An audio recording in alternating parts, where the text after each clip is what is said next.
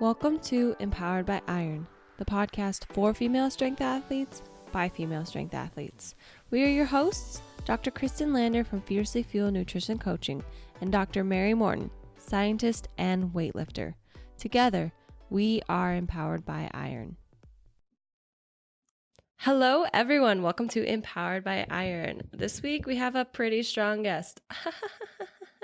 If you follow her on Instagram, her name is Pretty Strong Beck. She is one of the strongest ladies in the USAPL. She's an American record holder, a world record holder, correct? Unofficially. Unofficially, not yet, TBD. And she competes in both raw powerlifting and single-ply powerlifting. Hi, Becky. Hello. Thank you so much for being on the show today. Oh, no problem. We're so excited to have you. I saw you repost something of ours and I was like, this is our moment. So I swooped in and I was like, hey, you want to be on the show? Yeah, of course. I mean, I feel like I'm super, super late to the party because I hadn't heard you guys' podcast until like a few weeks ago. It somehow popped up and I started listening to it. And I was like, wow, this is fantastic. And now I've been listening, trying to catch up. It's been great. I'm glad you like it. Yeah, we don't have the best. Empowered by Iron is an excellent name if you know what iron means, but if you're just searching for powerlifting, it's not insanely clear what it is, but we love it. Right.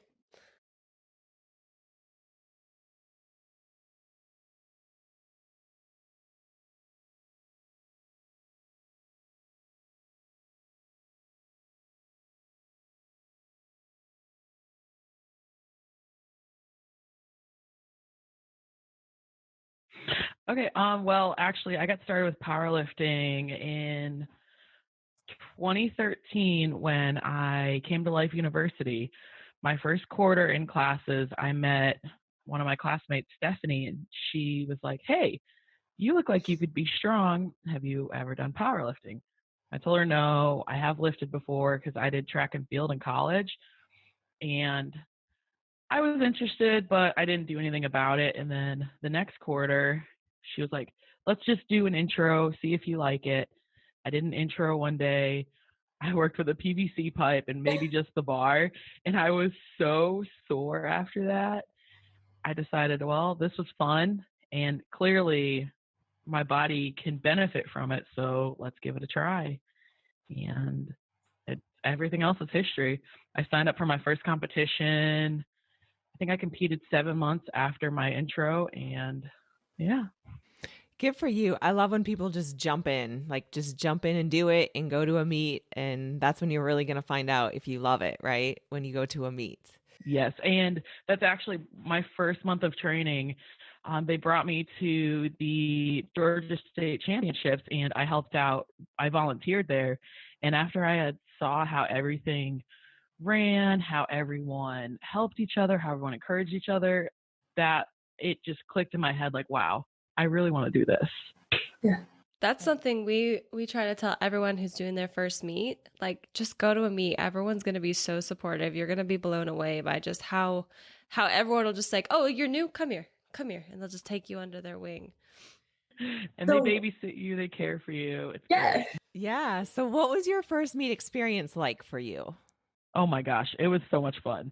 It was nerve-wracking too, because I've always been like a more shy, quiet person, and being out in front of everyone where they're watching me in a singlet do these lifts that I'm not proficient at yet, and I was so nervous.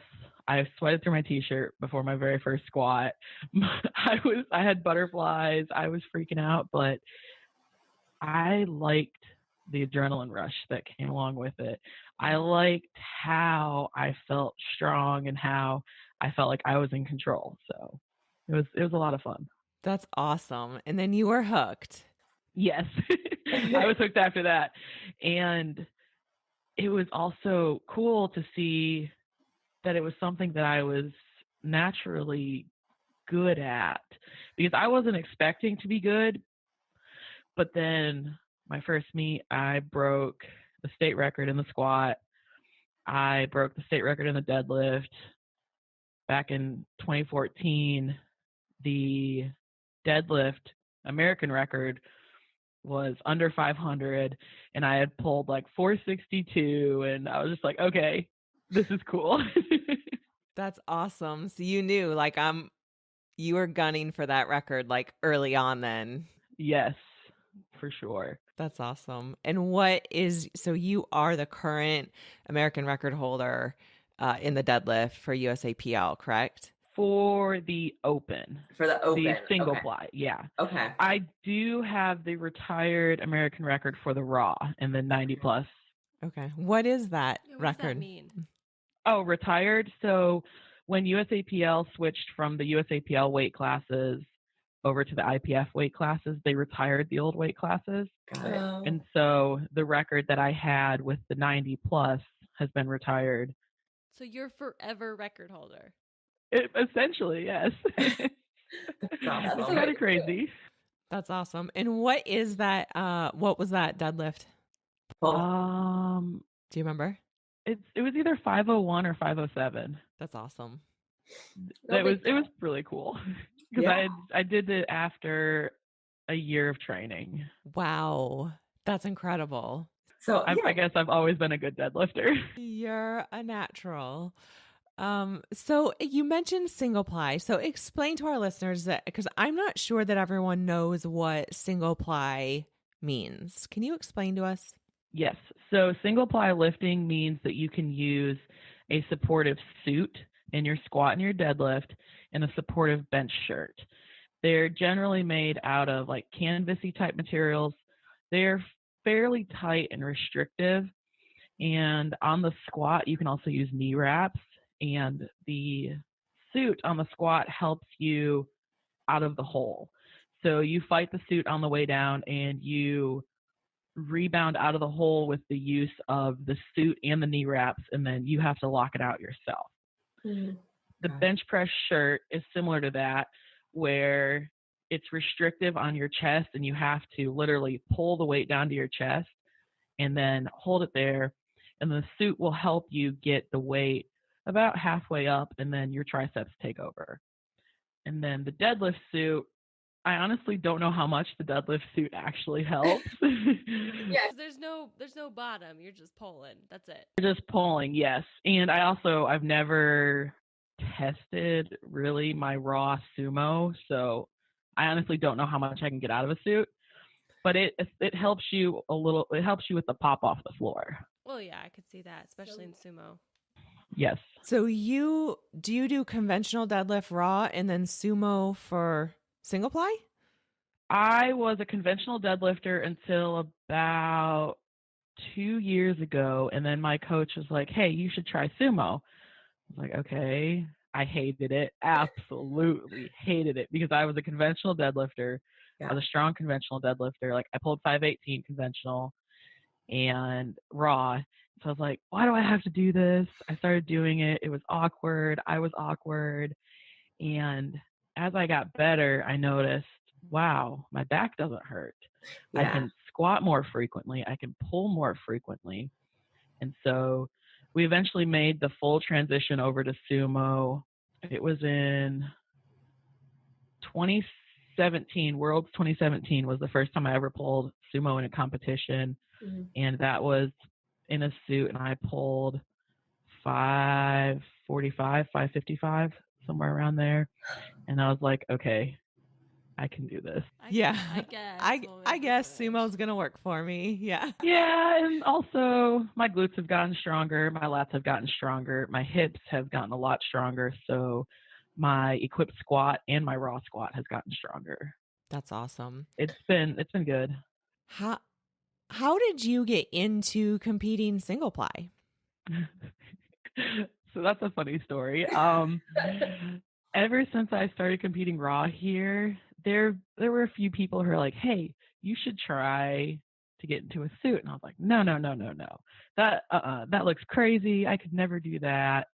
You guys are just nuts. And they kept talking to me about it and talking to me. And I volunteered at collegiate nationals. I think it was either 2015 or 2016 when it was in Atlanta. And a few more coaches talked to me and they're like, hey, you should get into single-ply lifting. I was Yeah, what is this, drugs? They're like, hey, we've got this great stuff. You should try it. And you're like, no. and I told them no. And then finally, 2016, I had just competed at the Arnold, and I got a message from my friend Mark. He's the guy who is encouraging me to get into the equipment since I started. He's like, hey, you should compete at Open Nationals. He's like, I really think you could be good. I really think you could win. And then he's like, we'll get you the suits you need. We'll find someone who can give them to you. We'll give you knee wraps. We'll all help you. I was like, okay, fine. Let's do this. And I had like 7 weeks of training. And then I competed at Open Nationals in 2016. I got second place, and it was pretty big. I squatted. Not too shabby. No, I squatted, I think, 579. I benched 3 something, and then I pulled 518. And I pulled raw because I wasn't about to deal with the suit. Really? So do people do that? Or is Oh, that yeah. kind of okay. I didn't put a suit on for deadlift until Worlds in 2017. It was just, I wasn't ready for it, and pulling in a suit while you're also conventional and as a super heavyweight is not comfortable. Well, I can't imagine it probably helps all that much in conventional because there's nothing to like bounce up from. Like the sumo, it makes sense because it's kind of like the bottom of the squat. You've got your hips are wider and you need that extra push. But And it also, my back positioning, I didn't like the fact that the pull conventional in a suit, I would have to have somewhat of a rounded back. Yeah. And I didn't want to do that under load because I grew up on a farm and I did farm work, and like I have Shorman's disease in my thoracic spine. I have a calcified herniation and all this other fun stuff Fun. from like just working on a farm as a kid and lifting things improperly. So now that I'm older and I'm aware of it, I really, really stress having great technique, having a working, functioning core, all of that stuff, because I want to preserve my spine. Yeah. I want to be in this game for the long run. unfortunately, I feel like a lot of people who get into lifting, they don't take things that seriously. And Oh, not at all. Yeah, and ends up being they get injured and then they may take it serious or they may not. And that really sucks. I think we have this whole culture of wanting to hit PRs all the time and wanting to show off your best. And so people push what they shouldn't be pushing. Oh, definitely. And it ends up with huge injuries that could be career ending. I mean, Oh, for sure. And that's like people have asked me before. They're like, well, what do you hit in the gym before you go compete and everything? Because like when I competed at the Arnold in March and I pulled 585, I won the pro deadlift there, new American Congrats. record. Thank you. And everyone's like, so did you pull like huge numbers in training leading up to it? No, I Oh, rarely PR in training. My PRs occur on the platform where it matters. yeah. I think it's very hard for people. I mean, even myself to conceptualize someone who's at your level who there's no point for you to PR in the gym. honestly, No. like It's not for the gram. It's not for anything. It's just going to risk you getting injured. If you're going to PR and risk injury, it's going to be on the platform. It's going to be for the red lights. No, white lights. Don't red The lights. white lights. like Yeah, and that's where, if I'm going to get injured, I would prefer it there. That was Open Nationals. yeah. My third bench press attempt was 413. That was going to be a huge PR for me. I got it off the chest. I was blocking it out, and I just felt snap, crackle, pop in my elbow, and I was just like, ooh, this doesn't feel right. And I held it there. I was almost locked out. I held it, and I was waiting for either the rack command or the take it. I had neither, so I threw the weight in the rack. I got up, and my coach was like, what are you doing? That was a good press. I was like, I hurt my elbow. Like, there's something going on. And I was concerned about being able to deadlift all of my warm-ups and my third attempt. So I racked it. I said I was done. Got off there, I took another ibuprofen, which ibuprofen, caffeine, and adrenaline were the only things that got me through my deadlifts. Oh, was it painful? Yes. Oh. That night, my elbow was swollen. I couldn't rotate it at all. I couldn't put any weight on it. I couldn't carry anything. My tendons were inflamed. Like it was no good. And so you've still been dealing with that injury right now, right? Are you still training around it? Yes, I've made a lot of adaptations to train around it. Really, I can't back squat because of it. So I've been SSB squatting. I've been doing lower body equipment.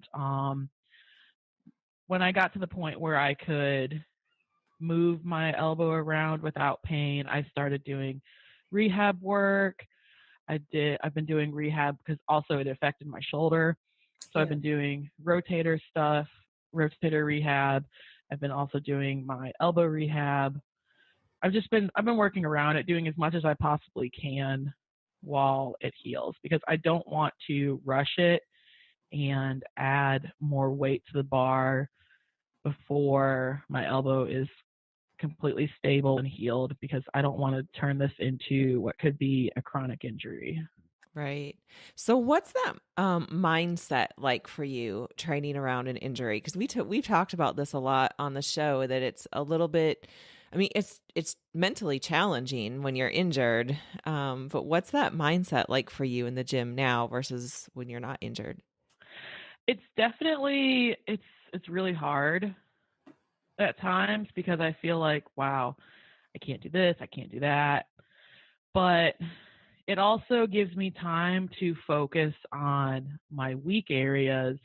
Yeah. And so I've been really hitting those up, because I know in my deadlift, I have trouble sometimes pushing my knees out and keeping my chest up.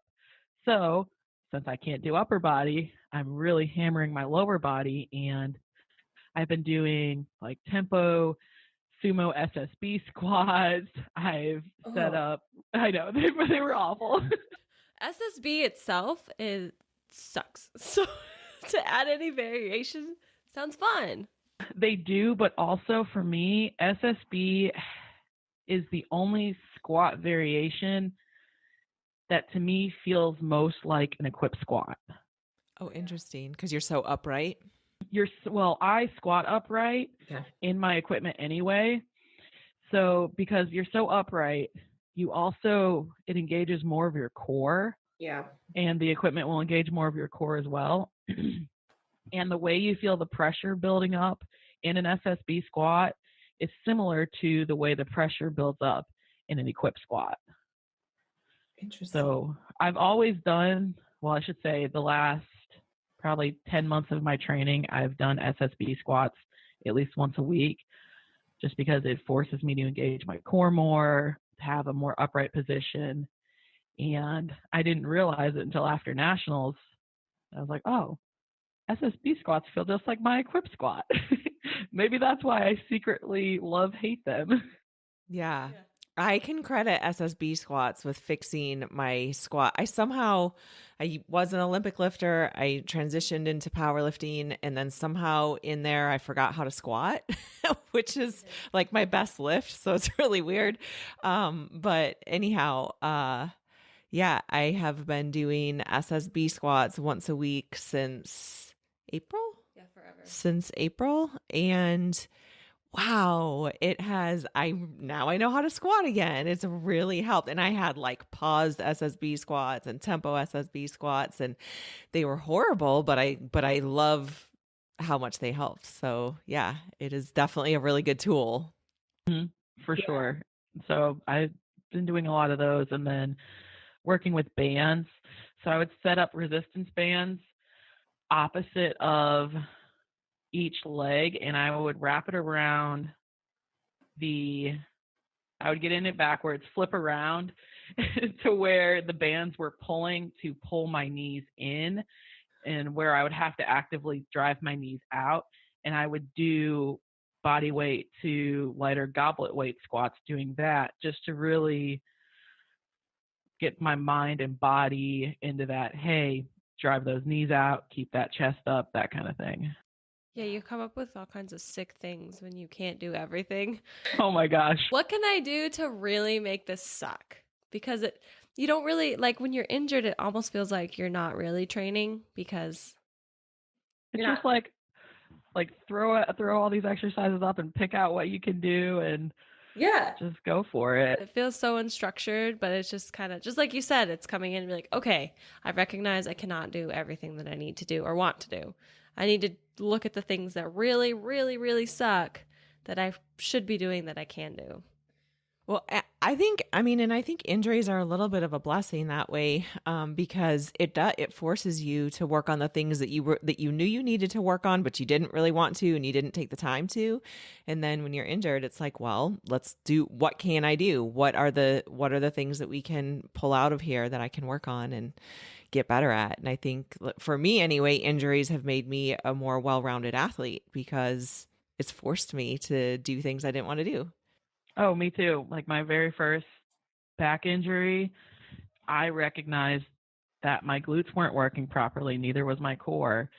And I really hammered those areas, and now both work properly. My low back doesn't hurt.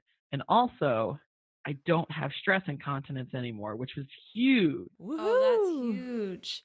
Oh my gosh. Speaking of that, I don't know if you heard in USAW, there was a comment that went around about this person decided that women should be fined for peeing on the platform. Yes. And then the tampon thing where they're like, just put a tampon in it. You're like, that's not where it comes from. No, it doesn't work like that. But it's, I mean, if we can talk about culture and just shaming people, that's something that women get shamed for a lot, is that you get on the platform and you pee and you're like, why are we shaming these women? I mean, exactly. It's insane. Yeah, and it's not something that can be fixed overnight either. And most women are going to have an issue with it at least once while they're lifting. Mm-hmm. Well, and it may not be like a full, release. I think I likely slightly dribble in my pants every time I train because that's just the nature of the beast. Like, you try taking a bar, it's, Olympic weightlifting, you try to take a bar and slam it into where your bladder is. And if you have anything in there, it's coming out a little bit. Or throw a belt on and do all of that. It doesn't work. Yeah, no. And you see all these people, primarily men, jump on and say, oh yeah, we should find them. That's unacceptable. And you're like, do you guys understand anatomy? Do you understand how anything works? No? So we should just have women in charge of everything because you guys obviously can't get it together. No, not at all. So working on those areas actually helped that, and you haven't had any issues since? Maybe once or twice in the last 6-7 months, which is that's pretty good. Huge. Yeah, because before it was sporadic. It would just happen whenever it happened. Sometimes I would be squatting 135.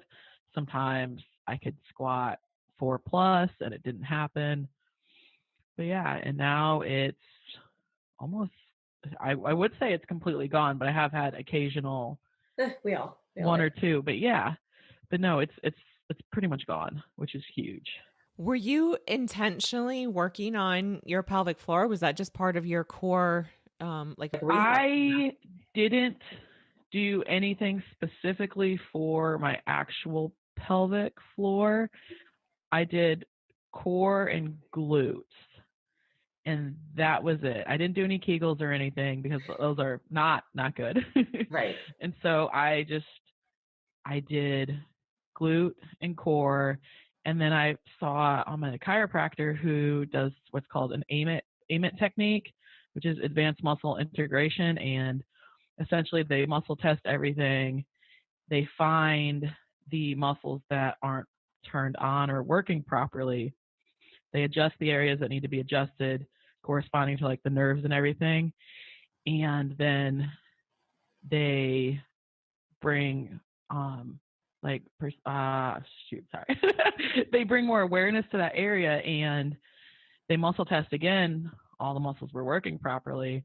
And after that, I started noticing, wow, my glutes are hurting after I do this.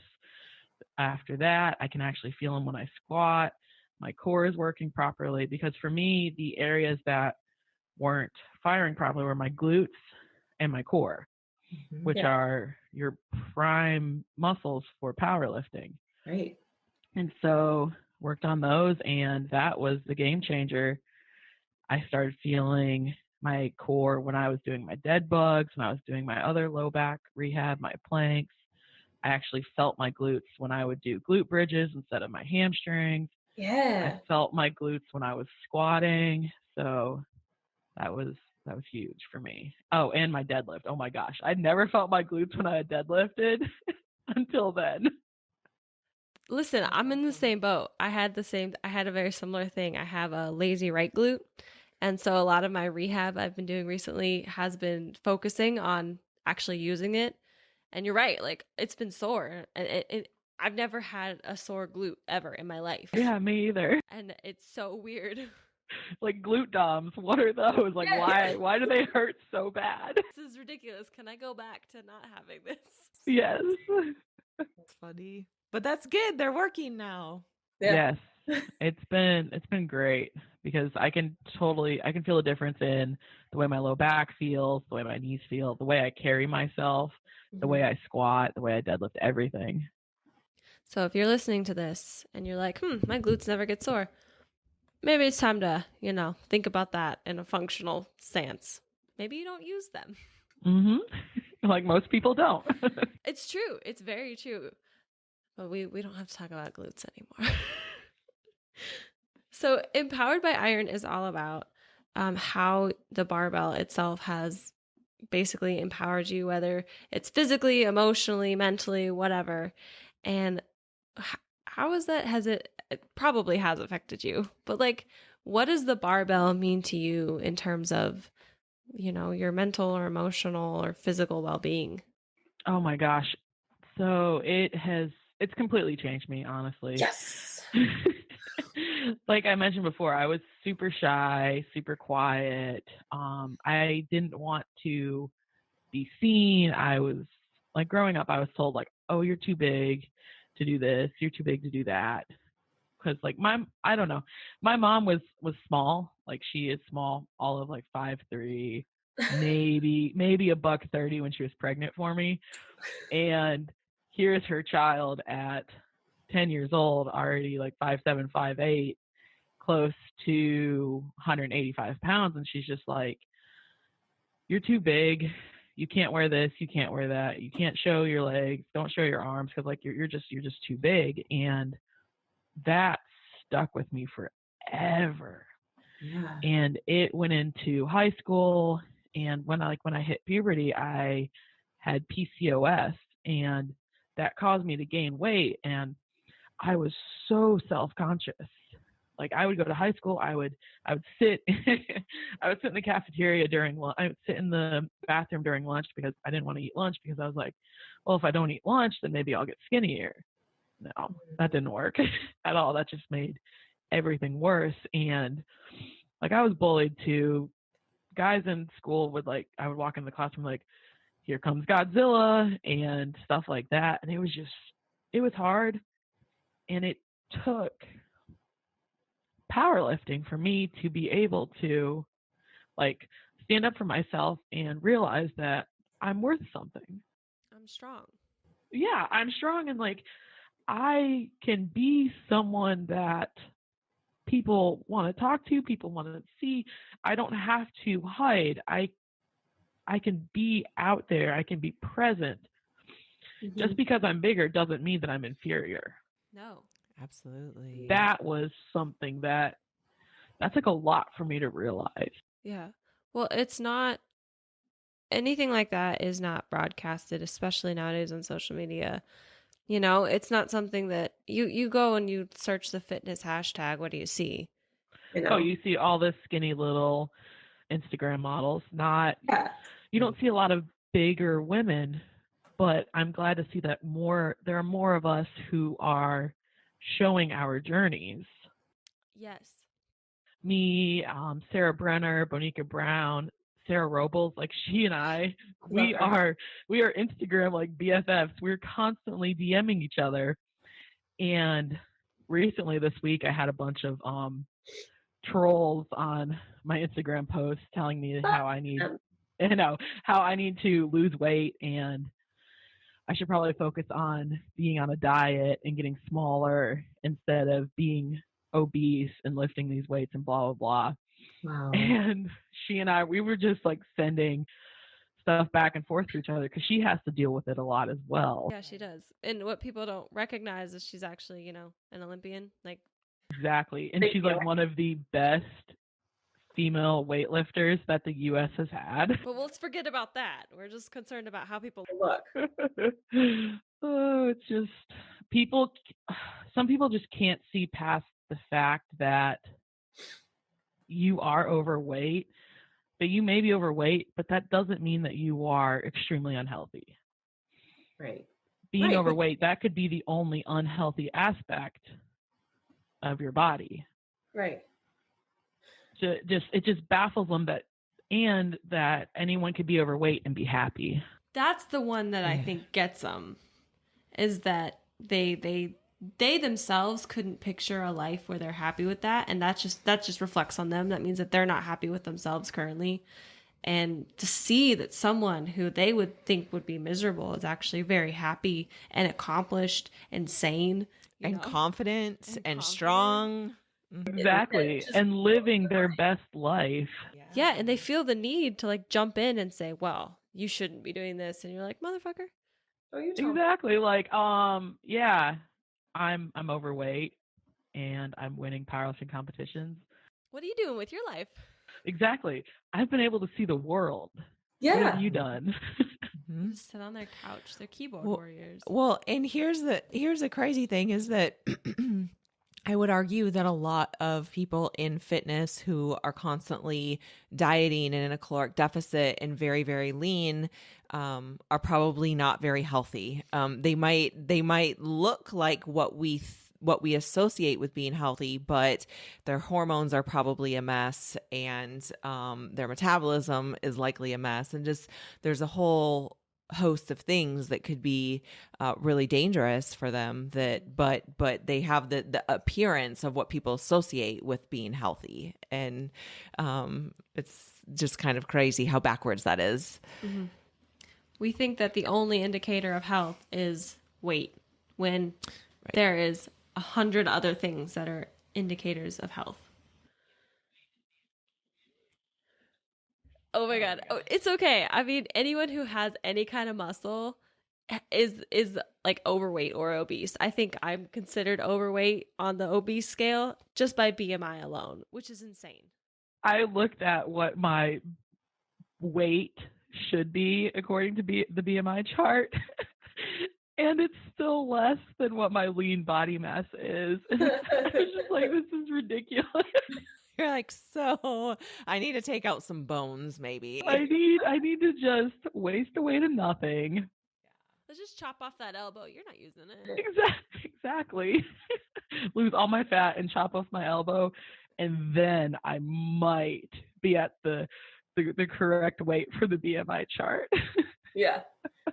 Well, so I'm curious if you have ever felt, I mean, other than from Instagram haters, like, have you ever felt pressure to like come down in weight or drop a weight class or anything like that? Have you ever felt like external pressure to do that? Not really. So Good. I could never, ever actually drop down a weight class because physically it's not possible. Sure. Cause you're at 84 plus is your weight class. Yeah. And last time I had my DEXA, my lean body mass was like 206. So it's not even physically possible for me to do that. And yes, I could lose some weight, but people don't, okay. This is my little Give it to us. Give it to us. It is, I eat healthy for the most part. I exercise regularly. I take my supplements like I'm supposed to, all of that. But as someone who does have PCOS, it is so hard to lose weight. So hard. So I do whatever I can do, but I don't really have a huge desire to lose X amount of pounds, blah, blah, blah. my goal is to just lean up a little bit, be healthier, so that my body I'm not fighting against my body so much. Yeah. And just do what I love to do, and that's lift. And I love to be active. I like to hike. We like to go outside. We go fishing. Just I like to be outdoors, and I don't want to like lose X amount of pounds. I don't know. I just want to I'm healthy, but I want to like build towards even being healthier with the PCOS. Yeah. Well, and I think you touched on something that's really important that I think a lot of people don't understand is like you physically could not, like you said, you physically can't drop a weight class. Like that's physically impossible for you, in part because of how much muscle mass you have from lifting. And so I think people don't realize they're like, oh, well, if you could drop a weight class, you would like really crush it. Well, first of all, you already are killing it. And second of all, it doesn't work that way. No, and they also fail to realize that I'm not just like big. I'm big. I'm almost 5'11", Right. so I have height as well. Right. It's not. I can't just drop a weight class. No, right. You have to lose the elbow. I mean, what good is it doing you? Nothing. It's not doing any good for me right now bench. anyway. You could probably do that. There were probably days where you just wanted to cut it off. Oh, definitely. It's kind of crazy for me to hear that you were a shy, not confident. And I mean, I can understand why, but I think I found you before we even started the podcast. This was like maybe in 2015 when I was like super struggling with my own body and self-image and self-worth. And I remember finding you and being like, why can't more women be like this? Like, why can't more women be authentic in what they show? Like, if I could have gone on social media and found someone who was struggling like me, who looked like me, who, went through a similar journey, I could have, I don't know. I just feel like it would have helped me. And I think you and Sarah being so vocal and so upfront for women who look like you, they have a place to go. They're like, look at this. I have these people I can look up to. And I don't think what people really realize is that you take a lot of the pressure off them because you take a lot of hate. I mean, we've seen it. Everyone can see it in your comments. Like, you take a lot of hate, but I think showing women that you can come out ahead even after all that negativity, I don't know if you understand like how important that is, like how influential you are to so many women, myself included. No, not like I don't really realize that. I do it because I know I just want to share this journey and share how I have discovered myself and discovered all of this self-confidence, this body positivity that I didn't have before. Yeah. I also want to try to show it and demonstrate it to the younger generation because I have younger sisters who struggle with the exact same things that I struggled with. Yeah. And even more because we're in the age of social media and technology, and it's even harder to grow up as a kid who's bigger now because the social media trolls, they don't care how young you are, how old you are, or anything. No, they're ruthless. I couldn't imagine growing up with social media, like actually like this, how easily accessible it was. I mean, I see how screwed up I got, and that was with like no social media. I don't even know how these kids are coming out ahead. Right? Like, they're the true heroes. For sure. I mean, even I struggle with that. Like I have gotten to a place in my life where I'm very confident and very strong in who I am. And even if I spend too much time on social media, Mary can attest. I'm like, I start feeling bad about myself. Like I need to be doing this or that. And like, wait a minute, just stop. Like, and I feel like if I cut a weight class. Yeah, not cut a weight class, but like, oh, like maybe I need to like get lean. But I'm in this struggle right now where I perform at my best about 5 to 8 pounds heavier than where I would like to be, but that I perform best there, and that's what's important. But it's sometimes an internal struggle. And I think like if someone who has as much knowledge about health and nutrition as I have, and someone who is like strong and confident and has a lot of life experience, like I'm almost 39, if that can happen to me looking at social media, what is happening to our 14-year-old girls that are on social media? And that's I even find myself, if I'm on there too much, just comparing like, wow, she looks like this, but why don't I look like that, and that kind of thing. And I have to get out of that mindset, get off social media. Like my boyfriend tells me all the time, he's like, you just need to get off there because it is not improving how you're looking at yourself right now. Right. Like, just get off. Just get off social media. Just be yourself and don't compare, because that's the hardest thing. We all compare. Mm-hmm. Yep. Even if we don't say out loud, you know, I would like to be here, just subconsciously we like look in the mirror and we're like, oh yeah, I could have, you know, I could be a little smaller here, or I wish my biceps were bigger. And that's because we spent the last 3 hours looking at very lean people or people doing X, whatever it is, and we're just subconsciously thinking it creeps into your subconscious for sure. And then you start going, oh, I could look like this, or I don't look like that. Like, no. Mm-mm. Just be yourself. Just be whoever you are, whatever you look like. Embrace it. Unless you're an asshole, then just go. Well, yeah, then just go away and leave us alone. We don't need you. They need an Instagram for nice people and an Instagram for assholes. Wouldn't that be great? Like a hatergram and then just an Instagram. So that's what all the private troll pages are. Oh, the right. hatergram. you see something, you go, okay, so you have no profile, you have 2 followers, you're following 5 people, and you're private. Okay, cool. Glad you're accomplished in life. So your body positivity and like your confidence with yourself now, do you feel, I know you kind of alluded to it, but do you feel like a lot of that came through just your experience with lifting heavy and becoming an accomplished lifter? And I think it was all of that, and then also powerlifting exposed me to a lot of women who also appreciate their bodies and love their bodies and accept who they are. Yeah. And seeing that made me think, wow, I can love myself too. I can embrace everything that I have and everything that I am as well. And so little by little, as I progressed in the sport and in my training, I came out of my shell more. I guess you could say I like blossomed. Yeah. You became a butterfly. I am. I came out of my cocoon. But yeah, it definitely, it helped a lot. And it also helps mentally too, because training is like therapy. Yes. Just getting under the bar and being able to lift the weights and everything, you let your mind escape. You're putting pressure on your body. You're putting pressure on your mind, because sometimes you approach a weight and you're like, oh, I don't know if I can do this. It's going to be so heavy. It's going to be so hard. I'm so tired today.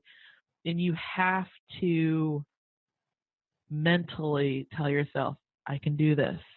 I can do this. This is something, it may not be easy, but I can still do this. I can push through it. And that has helped me out a lot. I think my biggest, I'm trying to word this. I think my biggest attribute in my lifting career has been that mentally I can put myself where I need to be. I can block out everything and I can get in the mental headspace to do these lifts.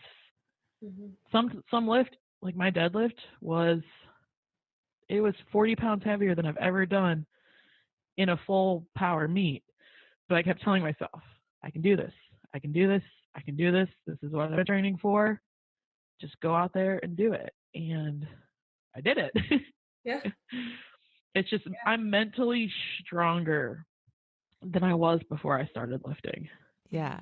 Well, in each experience where you tell yourself, I can do it, even though you've never done it before, and then you go out and you actually do it, it makes you that much stronger mentally because you're like, I did it. Like I told myself I could do it, but I had no proof that I could do it because I'd never done it before. And then every time that happens, it builds on itself and you can become, I think it makes you even more tough. And it carries over into everyday life. Right. And I think that's if you listening never become as accomplished as Becky here, because let's be honest, she's a unique human. Just lifting the weights, just going in there and doing the thing is going to carry so much over into your professional life, your personal life. All of a sudden, you're not putting up with bullshit that you would have put up with before because you're like, you know what? I don't deserve this. This is not okay.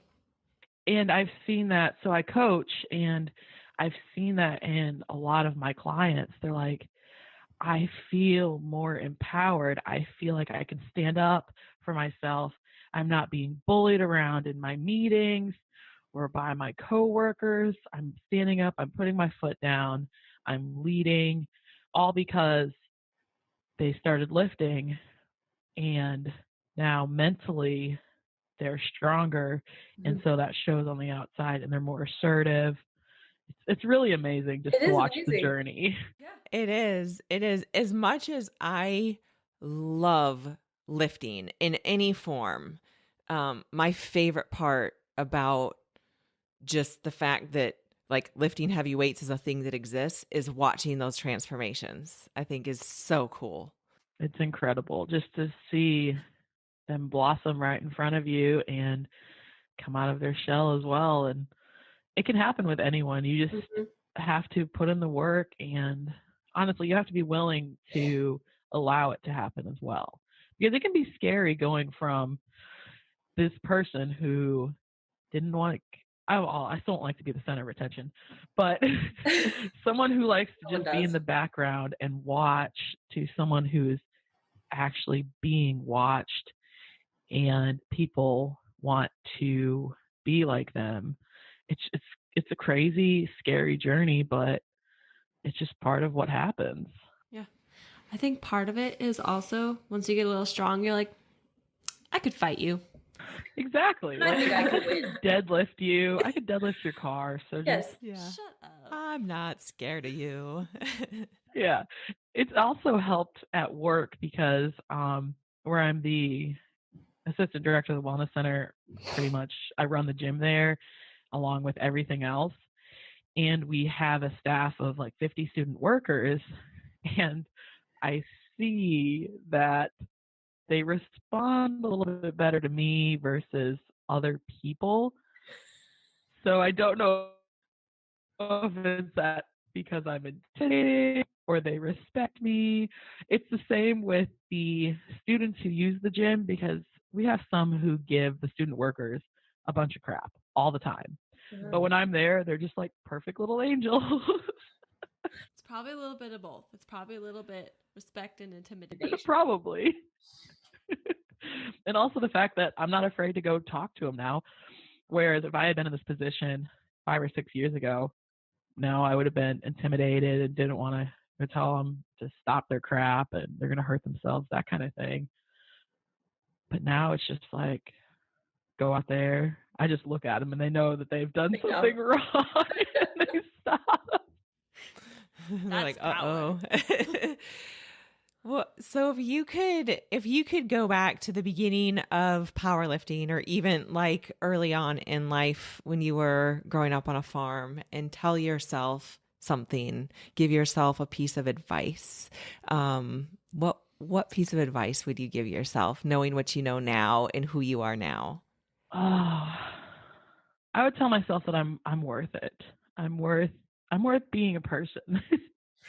I'm worth having my place in this world, because I didn't feel like it growing up at all. Yeah. So yeah. That's powerful. You are worth it. Every single Okay. Nola, you cry. But you're about to make me cry. I've already teared up twice. I don't want to tear up a third time. Okay. But no, like that's the thing. Like I just want to tell myself that because there were a lot of times that I didn't think it at all. That I did not think that I was worth anything whatsoever. That I was just this person who was just here. Just I don't even know why I was there. But now I would tell myself that I'm worth it. I'm worth fighting for. I'm worth being here and to just do whatever my heart wants to do. Yes. And don't be afraid, because I missed out on so many things because I was like, well, I'm the big person. I shouldn't be here. I shouldn't be doing this. But I missed out on a lot of cool stuff too, because I felt like I should be in the background. I shouldn't be present, that kind of thing. No, just get out there and do it. It doesn't matter what you look like, what your size, anything. Just get out there and have fun. Yeah, there's a whole world to experience. It's a shame that so many of us let just how we feel about ourselves stop us from experiencing all these, like you said, super fun things. And it's not even, and don't let other people dictate how you feel about yourself. Yeah. Because that was the biggest thing.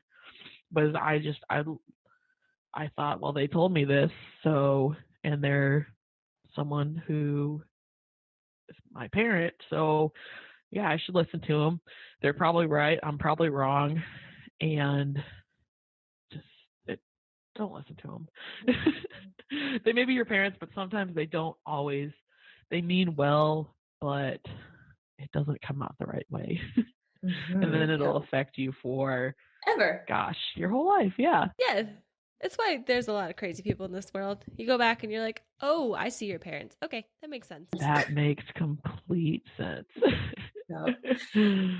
It's hard to recognize, to listen to yourself and do what you want to do. And you have so many loud voices always telling you how you should and should not feel, what you should and should not do. Oh my gosh. Coming out of that, just like you did, is amazing.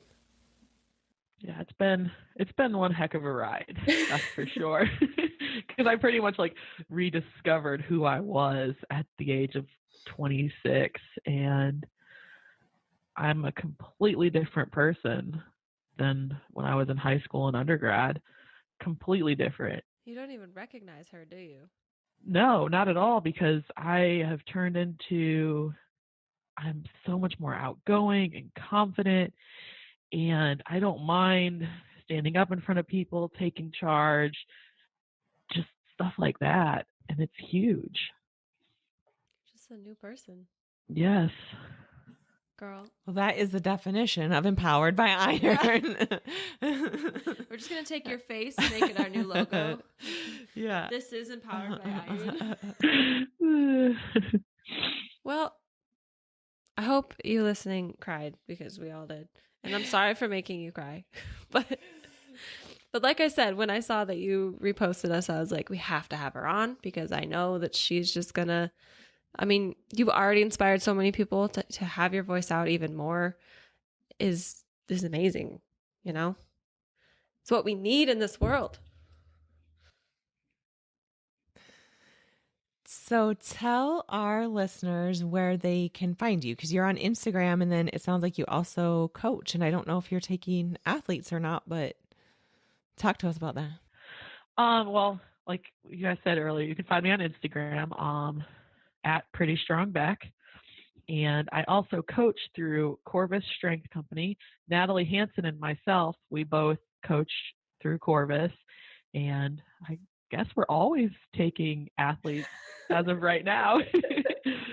Primarily strength and powerlifting, because that's our forte. Mm-hmm. But yeah, and if you're interested in that, you can find us on Instagram at Corvus Strength Co. or online at corvusstrength.co. I believe. No, corvusstrength.co. Awesome. And I will have all that linked below. So if you're listening and you want to check it out, just go click below. It'll be there for easy finding. Thank you so much for being on and coming on this Sunday. Yes. Thank you. It was a joy. We are Yeah, happy to this is have you awesome. on. When is your next competition? You said November? November in Dubai at the IPF Open World Championships. Are you so excited to go to Dubai? Oh my gosh. I'm so excited. It's gonna be so warm there too. It's going to be so hot, but all I've heard, not that I know anyone personally who's been to Dubai, but you know, all the YouTubers and famous people, they say that they love it. So I'm sure that there's going to be so many things for you to check out and see. So many. I actually, one of the student workers, he lived in Dubai for 15 years. So he has like this He's got the whole list. ins. Yes, he has this whole list of stuff that we should do, shouldn't do. So we'll be set when we go. I cannot Hell wait. yeah. I'm excited. It'll be my boyfriend's first trip like out of the US. So that'll be cool. Oh, fun. Yeah, he's learning how to handle me. He handled me for the first time he assisted in handling me at Open Nationals. So that was cool. That was his first experience with a 3-lift meet. It was fun. But yeah, I'm excited. He's got to get introduced to it sometime. Oh yeah. He's been coming to training with me on Saturdays. He actually started powerlifting because we started dating and it was just something I did. So he's like, well, I'll do it with you and we can do it together. And he's now playing with some single-ply gear. He got the bench shirt for the You first needed time the last drag. week. I know. And he's actually waiting for me so he can go to the gym and I can help him get into his shirt and he can get his second bench session in. That's awesome. He loves it. Oh, that sounds like true love. Can we just talk for a second about how amazing I think it is? Because I think that a lot of women, and myself included, I got more into lifting. I already lifted because I worked in gyms and stuff, but I got more into lifting because of my husband way back when he was just my boyfriend. He taught me to lift better than what I was doing. And I think a lot of women get into it because of their husbands or boyfriends. And now we have the opposite happening where men are coming into it because their women are badass lifters. And that is super cool. It is really awesome. It's incredible because he did like bodybuilding type stuff before, and now I know. And now he's like, he wanted to get stronger, and he's been working on it, and he's made serious strength gains, technique gains, and everything. And it's really cool because now he's like, okay, I want to compete now. He's like, I want to compete at the state meet and do this. I'm going to compete at regionals and do this. I'm like, let's do it. Let's go. And it's been cool because we both have similar mindset now and the things that we want, the goals that we want. It's pretty nice. It's nice to have a supportive partner because not every woman has that, you know? Yeah. And even before he was powerlifting, he was super supportive about it. He would come to training with me. He didn't get to go to all the competitions, but he would still come. He would still be there for me, like through the phone. He's come to the Arnold. He helped handle me there. That was the very first time he ever handled me. And so that was fun because he had a broken hand. And so he was trying to get me into my suit. But after that, he's like, whoa, this is cool. Just being around it all. Yeah. Yeah. It's, you know, I've said it before, your significant other doesn't have to be into powerlifting, but they need to be supportive. Sounds like you've just taken it, 5 steps further. You've given him the drugs. Yeah, and now he's hooked. He's hooked. Thank you so much for being on. If you guys haven't already, go check her out, go follow her, go show her some love. And maybe we'll have you on again in the future after you win worlds or something. Hell yeah. Hell yeah. All right, girl, we'll talk to you later. Wait.